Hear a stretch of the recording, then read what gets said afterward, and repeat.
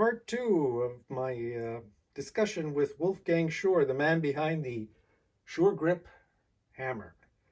Wolfgang, what is this? This is some kind of study? Yeah, thank you, Stephen. Thanks for asking. You're very observant. Thank you. Yes, this was a study that was done, that I did at the Lakehead University. And they have a Department of Kinesiology, Ergonomics, and Biomechanics. And the idea of the study was to study the effects of hammer design and the proficiency for exertion. So the idea was we had two control groups. And the idea was because the ergonomic hammers are distinctly different than conventional hammers, than the mill-at-the-run hammers, it was perceived that there would be a learning curve to use this tool. But I always said no.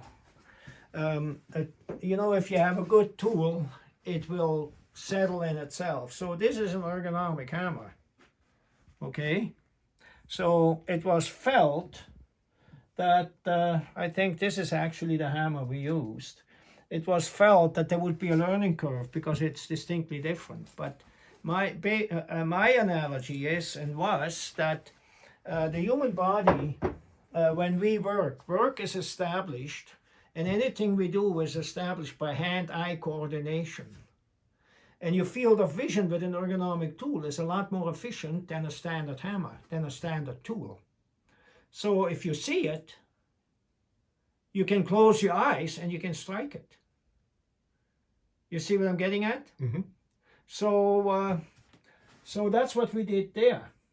And sure enough, there's the conclusive evidence that the Sure Grip ergonomic hammer is more proficient than a standard tool, and there's no learning associated to having to use the ergonomic tool. It's more proficient, more efficient, and it reduces repetitive strain injuries. The evidence is there. It's the most studied hammer system in the world. From a marketing perspective, some people will come along and they say, "Oh yeah, we got this, we got that. Fuck, we've been making hammers forever." Well, fuck, you made a bunch of hammers that caused people a lot of grief. So I'm not going to mention any of the major manufacturers. It is what it is. They have a system. They don't know that they don't know. And so I'm not going to call them down too much. I just said there is better. This stuff is better. Much better. And I spend a lot of time studying and looking at the effects of tools and tool design. Then as I was getting, and of course I patented, I think I have around 6 patents in Canada and the States on ergonomic hammer systems, ergonomic tools. It goes beyond hammers. I only used hammers because they're the most symbolic of most tool systems in the world. It is understood when you put the hammer down, it means something. So hammers have been incorporated in the language. They're very significant. So that is why I used hammers. But my ergonomic systems, Sure Grip systems, the magic is in the grip. It could be a scissor, it could be a paintbrush, it could be a shovel. It could be all kinds of handheld objects. Anything that is held by hand is covered in my patents. So how about you take us a tour of some of these, okay. Obviously, hammers in production. Yeah. Okay, so some of the first hammers I made, this is the first mold. This is the first mold I made. And then from there, I made the hammer. Okay, I'll go over here. And then from there, I made this hammer, and I did a study again at the Department of Biomechanics at the Lakehead University. That was actually another extensive study, and this was one of the first hammers as well. And it all came out positive. It reaffirmed that I was on the right track, but I realized I could make it better. I could improve it, which I did. Then from there, so this was actually one of the first ones. This is the first hammer that I patented, this one here. And it's been duplicated by some Japanese outfits. So there are fucking jackals everywhere that steal your stuff. Bandits and thieves come in all different shapes and sizes and different countries. So those of you wonderful people who have ideas in patenting, and just because you have a patent, nobody will steal it, well, you better think again. So a lot of people that stole my stuff, and there's not much you can do. And you can't sue the world. And as an independent and individual, you have limitations when it comes to money and financial means. So you just go forward, stay focused, and do what you can, because my focus is to help reduce pain and strain.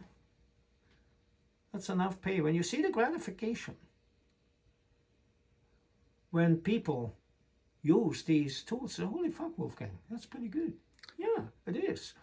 And then, so when you take a look at how the system works, so somebody, let's say, somebody in the construction industry or any industry that uses a tool that causes repetitive strain injuries, okay? So they'll get the white finger disease, they get trigger finger, they can't close their hands, they can't bend their wrists, the elbows are fucked, the shoulders are fucked, the neck injury. It's all because impact. And so then they go on workers' compensation, get therapy for a while, 4 months, 5 months, and then they go back and use the same fucking tool that caused them to begin with the problem. Well, with the ergonomic tools, you don't have to worry. It helps reduce and possibly eliminate physical strain, and we have the proof that it does. So this isn't only about money.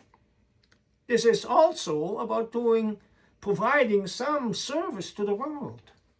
Oh, Wolfgang, by the way, you showed me a hammer that it's an award you got? Oh, yeah. For some time, I was, back in the 80s, I was the nail-driving champion for many years. How about that? Yeah, and then... That's not an ergonomic hammer, though. No, this is, standard hammer. It's okay. I think at the time it may have been $15, I don't know. But as I was documenting and recording my time, I had the fastest nail driving time in the world. I checked with the Guinness World Book of Records. I had the fastest time ever recorded. So... Amazing. Yeah, so I like hammers, it's my life. So that's about it. So my focus was initially on the handles, hand-eye orientation, and yeah, so that was about it.